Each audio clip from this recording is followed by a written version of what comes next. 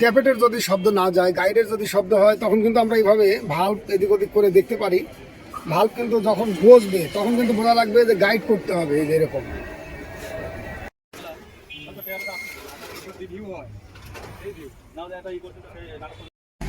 তো আমরা হেড খুলেছিলাম, গাইড মোটামুটি ভালো আছে। আমরা বিয়ারিং লাগিয়ে দিলাম, বিয়ারিংগুলোই নষ্ট হয়ে গেছে, যার জন্য বাইক হিট হয়ে গেলে পরে দেখা যাচ্ছে যে যখন ইঞ্জিন অয়েল পাতলা হয়ে যাচ্ছে তখন বিয়ারিংয়ের শব্দ আসতেছিল। এছাড়া আমরা হেডের সিট কাটিং করে দিয়েছি। এখন আমরা হেডটা সেটিং করে বাইকটি স্টার্ট করব। তো যদি এরকম হয় তাহলে কিন্তু আমাদের খোলার পরেও ভালো করে দেখে ভাবে চিন্তে কাজ করতে হবে।